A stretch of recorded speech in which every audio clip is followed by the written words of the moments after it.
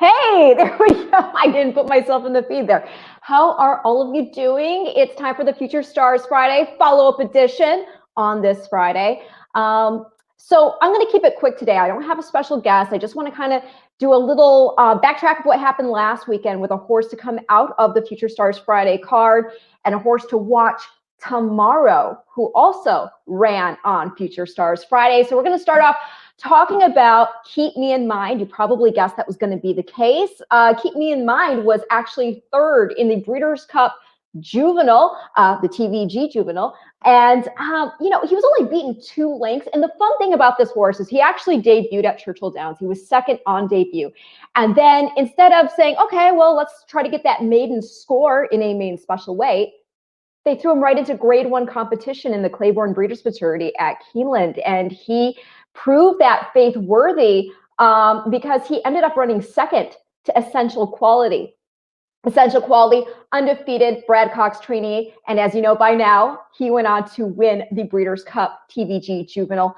But Keep Me in Mind was a horse who, that name fits because you should have kept him in mind for this next start that he made at Churchill Downs in the Kentucky Jockey Club Stakes. That's a grade 2 race. It also offers points toward the Kentucky Derby in 10 points, actually. And he won that race. But first, before I show you that, let's take it back to the TVG Juvenile so you can just get a sense of how this horse ran that day. So we're going to go ahead and share the screen. And we're going to take it back again to the Breeders' Cup TVG Juvenile. Start. They're off in the Breeders' Cup Juvenile. And Jackie's Warrior broke very sharply, but will have early pressure from Dreamer's Disease. And Classier's right up there, hard held just in behind the leaders as they race for that third. Then it's Likeable. Next is Going Wide, floated out there 5 deep as they move into that turn. And then it's King Fury, right alongside of Hot Rod Charlie. Essential Quality, mid-pack here, 7 lengths behind. Reinvestment Risk is next. Then comes Calibrate to the outside. 22.58 was the opening quarter mile. They're rolling up front. Hope is next on the inside of Rob Power. And then Late Runner sitting on Go and Keep Me in Mind. So up the backstretch they go here in the Breeders' Cup Juvenile. And on the inside, it is Dreamer's Disease with a narrow lead. Likeable is right alongside in second. Jackie's Warrior ups to get off the pace here. That pace is fast, so will sit third. And Classier is there to the inside in fourth. Past a half mile in 45.31 seconds. It continues to be a hot tempo as they race for the far turn. Dreamer's Disease on top as they round the turn. Jackie's Warrior begins to move. Now up into second position. Hot Rod Charlie has made a sudden move and has stormed up into third and is gaining ground on the top 2. Then Essential Quality in fourth as they make their way to the top of the stretch. Jackie's Warrior strikes the front. Hot Rod Charlie circles up on the outside. That 2 of them will turn for home together. And Essential Quality is trying to get them. Here's Hot Rod Charlie. A huge long shot at 94-1. Coming into the final 16. But Essential Quality runs by. Jackie's Warrior's giving way. Essential Quality's going to do it. Essential Quality has won the Breeders' Cup Juvenile over long shot Hot Rod Charlie. Keep Me in Mind came late for a third. Jackie's Warrior ended up fourth. The final time was 142.09. Essential Quality and Louis Sires. All right. So, okay. Let's see here. Just want to make sure I close that off so we don't have to keep rolling and making noise in the background. So that was the Breeders' Cup TVG Juvenile, and you just saw Essential Quality win. And in third was Keep Me in Mind. Keep Me in Mind just got, he was ready to roll again. So trainer Roberto Diodoro, I'm so sorry here. I've been having a really bad migraine today. So Roberto Diodoro, Robertino Diodoro. There we go. So sorry to you for screwing up your name. But like I said, I've just been dealing with an awful migraine today. That's why we're running a little bit late getting the show rolling. But the thing that was so cool about this horse is he was ready to roll again. So Robertino decided, hey, let's go ahead. Let's put him in the Kentucky Jockey Club. And again, that faith was rewarded. So let's go ahead and we're going to take a look back at that race. I'm sorry, the best replay I have for you is actually coming off Twitter itself, but I think it should still get the job done. in serving its purpose as a backtrack. So here we go. They're in the gate. And they're off. Ultimate Badger with a good beginning. Smiley Sabatka sent on first speed right off the mark, too. An oncoming train is there with Swill down toward the inside. Keep Me in Mind broke near the back of the pack and is last into the clubhouse turn. Smiley Sabatka out there setting the pace. Oncoming train is running up into second as they move around that opening turn. Inspector Frost is in tight and very keyed up. King Fury moves up into third. Inspector Frost is back into fourth. Swill's racing fifth. Ultimate Badger 3 wide around the opening turn in sixth. Arabian Prince is seventh. Sitting on Go is eighth. Keep Me in Mind is ninth and last. About 8 lengths off the lead. It's a pretty tight pack down the backstretch run. And the opening quarter goes in 24 seconds flat. 4.5 furlongs to go. And King Fury has made progress up the challenge on the outside. The opening half in 48-1. Smiley Sabatka keeps pace toward the rail, and wedged between them is oncoming train, the three of them across the track. Swill is set to strike in behind, racing in fourth. Inspector Frost is given more rein, now fifth and outside. 2 lengths back to Ultimate Badger. Sitting on Goes bottled up toward the rail. Arabian Prince, and with a quarter mile to go now, Keep Me in Mind is still the last of them all. Coming for the top of the stretch, King Fury's in front of the quarter pole. Smiley Sabatka cut the corner smartly. Swill's been switched outside for a try. Keep Me in Mind is finding stride now. Here comes Keep Me in Mind down the center of the track. And Arabian Prince finds a seam and comes on through too. Smiley Sabatka still the one to catch. Keep Me in Mind continues to close. Arabian Prince is up into third. Smiley Sabatka and Keep Me in Mind. Keep Me in Mind up to win it. A last to first winner over Smiley Sabatka, Arabian Prince, and it was tight among Sitting on Go, Swill, and King Fury. Okay, so here's the thing to keep in mind. And yes, you'll also recognize the name King Fury. He was also in the Breeders' Cup TVG Juvenile, and another horse coming out of that race, Sitting on Go. But the thing that was impressive about this performance, even though the buyer only came back as a 79, is the fact that if you were paying attention to those sectionals, he wasn't getting any type of contentious pace at which to run at. I mean, they were basically 12 clipping around the track there, and he still closed for the win. So that's very impressive. We had David Cohen aboard, and as far as the connections, again, trained by Robertino Diodoro, owner Cypress Creek, and Arnold Benowith. And as I just said, ridden by David Cohen, bred by Southern Equine Stables. And the other thing that's really cool about this horse is, okay, so now you've seen him win at Churchill Downs. He's now got 10 points toward the Kentucky Derby. This is what you're kind of hoping for, obviously, to see a horse that likes this track when you're hoping to be running for those roses come May. Now, the thing that, in terms of the pedigree, that is another reason you should keep me in mind is the fact that he's by freshman sire Laubad. And the neat thing about that horse, he himself won the Jim Dandy Stakes. He's one of Uncle Mo's freshman sons, and he's not the only one that is hitting big time because, you know, to backtrack, Uncle Mo himself, we know him as having been just a top-class 2-year-old. In fact, he was the champion 2-year-old of 2010. He won the Breeders' Cup Juvenile. And then he's just got this roster of his sons this year that are just coming out gangbusters. We've got Nyquist. Nyquist won the Breeders' Cup Juvenile in 2015 and went on to win the Kentucky Derby in 2016. He's had success at stud. Now, Alwork has been having success at stud. And again, Lauband. And in fact, Lauband, when we were watching that TVG Juvenile, you heard one of his other progeny in that race, Dreamer's Disease. And not only that, but even though she didn't win the Breeders' Cup Juvenile Fillies, Simply Ravishing, who actually went into the race undefeated after winning the Grade 1 Darley Alcibiades, she is a daughter of Laubad. And so he was standing at Sequel Stallions, New York, and having all this success, it should come as no surprise that he has now got his ticket punched to Kentucky, and he's standing at Windstar Farm for 2021, and with a boosted stud fee of $25,000. So to all of you who got in with that horse early, congratulations, because I think you obviously got a deal. Now, again, considering the fact that he is a son of Uncle Mo, it's only fun to show this photo I have again. This was just a couple of weeks ago over at Coolmore's Ashford Stud. Me and Uncle Mo. Hey, check it out. He's smiling for me in the background. Of course, that might have just been a yawn, but we're going to say that was a smile. We're going to say he is smiling with me and Uncle Mo. And the thing about Uncle Mo, that I had never actually seen Uncle Mo in person before.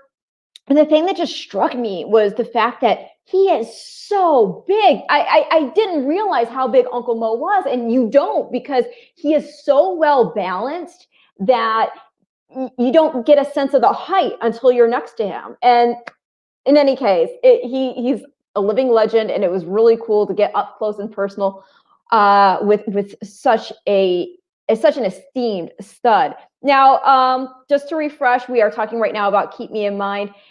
He was your 3/4 length winner of the Kentucky Jockey Club Stakes, Grade 2 at Churchill Downs this past weekend. Rounding out the top 3 was Smiley Sabatka with Julian Leperoux and Arabian Prince with Tyler Gaffleone. Again, he got a 79 buyer. Now, something else I do want to mention about this horse, I think the idea is that Robertino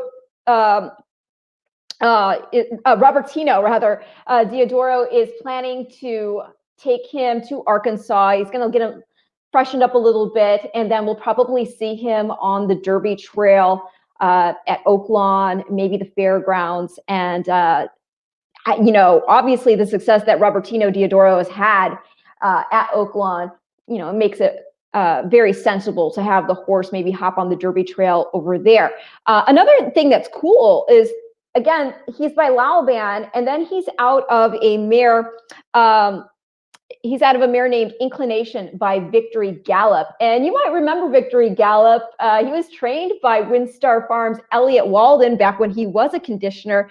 That horse at 2 years old was a stakes winner. And at 3, before he won the Belmont Stakes, upsetting a Triple Crown bid, he'd also won the Rebel, and he'd won the Arkansas Derby. And then later on at 4, I mean, this was a horse who had longevity. At 4, he won the Whitney Stakes as well as the Stephen Foster Handicap. So very, very solid pedigree for a horse that should only get better as he gets older. And we'll be looking forward to seeing what Keep Me in Mind does going forward. Also, I should not cut Victory Gallop short. He was also 1999's champion older male horse. So I also do want to mention, even though this isn't flattering necessarily a Future Stars Friday contender, we did have Simply Ravishing run on earlier that day in the Goldenrod. She ended up running 4th. So, hey, that's still nice. But the horse who won, and I'm just talking about this for perspective in terms of the times, the race was run faster, the Goldenrod, and it was won by Travel Column, who's the daughter of freshman sire Frosted. Frosted, you'll remember him as having put in some really big performances in the Whitney Stakes as well as the Met Mile. He himself a son of Tappet, so he's an AP Indy Lion sire. That race, again, was run faster from what the boys did in the Kentucky Jockey Club. So she actually got an 84 buyer for that effort. And again, anytime we see a stakes race run at Churchill Downs, you've got to take note of how these horses may later perform come spring in the Derby and Oaks, respectively. And a horse that I'm just going to hope to shine again, and maybe we'll be running under those twin spires come that weekend in May, is Princess Noor. Now, she had gone into the Breeders' Cup Juvenile Fillies as your undefeated favorite, and people had questions about her. They didn't know, based upon the buyers that she was getting, was she just beating up on softer competition in California? Was that going to translate into a performance that could be big enough to beat the field over here in the Breeders' Cup Juvenile Fillies at Keeneland? So she didn't live up to the favoritism that day. But let's go ahead. We're going to take a look back right now at the actual replay, and then we'll discuss what we might be able to expect going forward, because she's actually entered to run tomorrow in the Grade 1 Starlet at Los Alamitos. So here is the Breeders' Cup Juvenile Fillies, which was actually won by Vequist. They're off in the Breeders' Cup Juvenile Fillies. And Vequist goes immediately to the front with Day Out of the Office going with her. Princess Noor is up and on the pace too. These three will take them into the first turn with Simply Ravishing, sitting in fourth position behind them. And now coming one off the rail and angling out, Girl Daddy is next. Thoughtfully floated wide on that turn, and Crazy Beautiful saves all the ground. On that first turn here, and Day Out of the Office comes away on top. Ran a 23.3 opening quarter mile. Princess Noor, a length and 3/4 off of her, running in second position as they head to the backstretch. Vequist is third on the inside. And behind them is Girl Daddy in fourth. She's got 4 lengths to make up. Simply Ravishing in between horses. Crazy Beautiful has the rail. Thoughtfully is the trailer. Behind front-running Day Out of the Office and Junior Alvarado, who continue to head up the backstretch in front through a 47.12 half. So it's an honest pace, but they're not flying along here. Her lead is a length and a half over Princess Noor in second. And then it's Vequist third on the inside. Simply Ravishing, weaving through horses in fourth, just to the inside of Girl Daddy. And then it's back to Crazy Beautiful and Thoughtfully. Day Out of the Office on top as they make their way around the far turn. Victor Espinosa starts to ask Princess Noor for her best run. She's a half length behind as they round the turn. And then it's Girl Daddy, Vequist, and Simply Ravishing is under pressure. And Day Out of the Office is looking good as they come to the top of the stretch. Turning for home in front by 2. Princess Noor is second. And then Vequist on the inside. Girl Daddy is next. It is still Day Out of the Office. Another 16th to go. Trying to hold out Vequist, who's coming up the rail. Girl Daddy is there on the outside. Simply Ravishing finishing well too. It is going to be Vequist. Vequist has won the Juvenile Fillies. Okay, so as you just saw, and again, Uncle Mo, because Vequist is a daughter of the aforementioned Nyquist. So there you go. I mean, it's really, really cool to see Uncle Mo becoming a sire of sires. So, all right, she didn't live up to the hype that day. But, cut her some slack here. I think she actually, even though she was fifth and was the actual margin, 4.5 lengths beaten, she did put up a career best buyer of 85.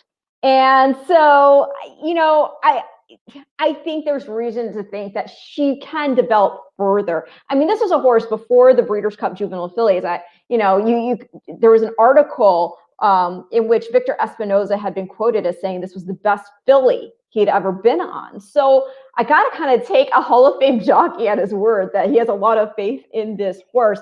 So, before going into the Juvenile Fillies, she was coming in undefeated. She'd also already taken a Grade 1, the Grade 1 Del Mar debutante. She actually got her win and you're in the Grade 2 Chandelier. And in that race, it was one of her stablemates who's also going to be in the Starlet. In fact, it's a 5-horse field. Bob has 3 of these horses, and Princess Noor drew the 3-hole, and then the other 2 are bookending the field. So in the 1-hole, you've got the Anokia winner, Calypso. She's coming off a 2.5 length victory in that race. And then in the 5-hole, you've got Varda, whom we saw 8 1/4 lengths back of Princess Noor in the Grade 2 Chandelier. So going into this race, you'll see, if you're looking at your past performances, the blinkers are coming off. And I think there's a lot of speed. And this could set up for her very well. The other big contender in here is going to be the 4-horse Astute for J. Foxwoods and Richard Mandela, Mike Smith, Hall of Fame jockey in the irons. She's 2 for 2. She actually debuted on grass, and then they put her on dirt. And my gosh, she showed the type of versatility that we've come to know her sire, Speightstown, by. Speightstown, champion sprinter of 2004. He won the Breeders' Cup Sprint that year as well. Again, these horses are so versatile, turf, dirt, and based on what you have on the bottom side, you can get a horse that can route. You can get a horse that is just a primo sprinter. You can get a miler. The case with this filly She won that race by 7.5 lengths. That was at Del Mar. Again, 88 buyer. Being by Spicetown, on the bottom side, her mare is by Langfure. Langfure is the son of the brilliant Danzig. So you've got a lot of speed in this race. So or in her pedigree. So we'll see if she can stretch to a mile and a 16th. She is a half sister to a multiple graded stakes winner named Classic Point. Classic Point, she did a lot of good running at a mile. So like I said, we'll see. We'll see. I mean, really good horses can stretch, because of the class factor alone. But going back to talking about Princess Noor, I think she really has the type of running style. She has the type of pedigree credentials that are going to make her make her a threat again here in the Grade 1 Starlet. Talking about the fact about these freshman sires this year who have been just so great. Well, her freshman sire is leading the roster. I'm talking about Not This Time. Who, by the way, let me just show you this photo of him because he's just absolutely gorgeous. I just never get tired of looking at this horse. Okay, so there's Not This Time. If I can make that photo bigger for you, I would.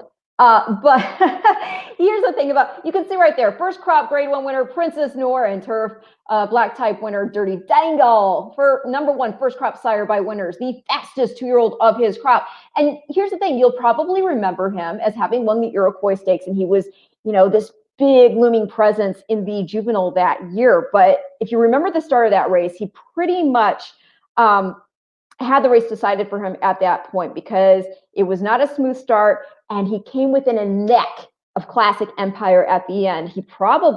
I love Classic Empire, so we'll never know. But I mean, he may have very well gotten up for the win that day in the juvenile. And we didn't see him race after that, and he's now gone to stud. He's representing the Giants Causeway sire line, picking up where his sire, sadly, we lost Giants Causeway, left off. And this horse is just, you see these babies winning left and right and in all different types of races, all different types of distances.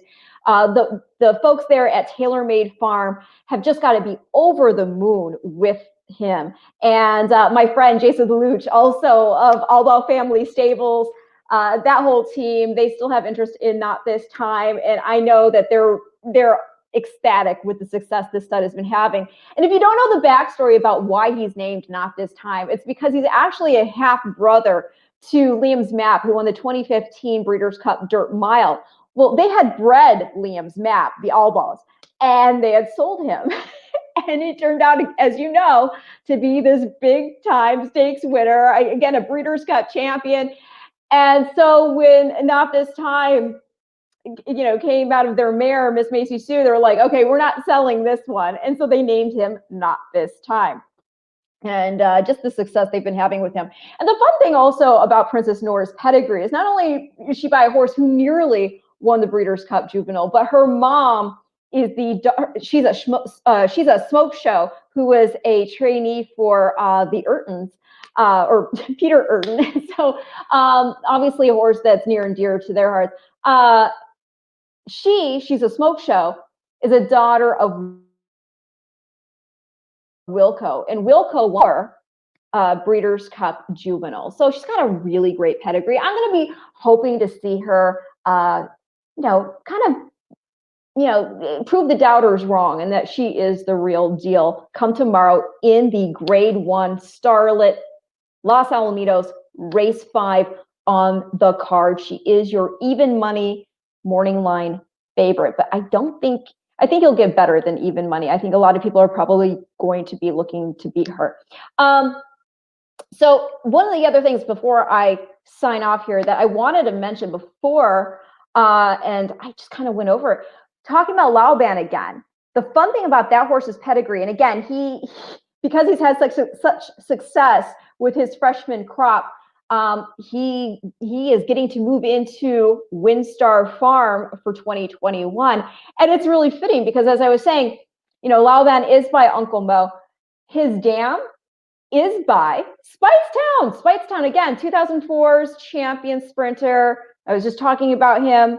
And, the fact that, again, that horse is so versatile. So Laoban really brings together two Breeders' Cup champions, literally on top and on bottom, with Uncle Mo, juvenile champ, and Speightstown as his dam sire, who had won the Breeders' Cup Sprint and was Eclipse champion sprinter. So, yeah, it looks like the headliners for this show are by freshman sires again, with Keep Me in Mind by Laoban, Princess Noor by Not This Time. We'll see if they can continue on and keep wowing us. And I will say really quickly before I sign off, part of the reason why it's exciting to think about what these horses may do going forward as sires is, you got to know, with Laoban being up north and Not This Time not being able to really just, I mean, we knew he had talent, but he didn't get to run at 3. A lot of horses were, when you get mares booked to these horses, you're trying to get the best book you can. But you can't compete with other stallions who are either already proven or coming in with these tremendous race records, right? The fact that these horses, as freshman sires, have put forward such a solid crop of horses who can win at the very top of the game, and now they're going to get mares that are even better with deeper black type pedigrees. Just keep your eyes on them, because I mean, the sky is the limit. So anyway, that is my 2 cents for today. Again, I got this migraine I got to take care of. I've already taken 3 Advil, so hopefully I can get it under control. In the meantime, exciting weekend of racing for me. Not only do I have the Starlet that I'm looking forward to with Princess Noor as your headliner there, but at Tampa Bay Downs, it's Cotillion Festival Day. It's 10 races of all 2-year-olds, highlighted by the inaugural stakes for the boys and the Sandpiper for the girls. So I've got a ton of handicapping that I need to do right now to get ready to roll for tomorrow. By the way, before I go, I just saw this, and I think it's pretty funny. Ray Pollock, is that Matt's lamp? Yes, indeed it is. It's Matt's lamp. All right, with that, I will talk to you all next week. In the meantime, all the best on all your bets.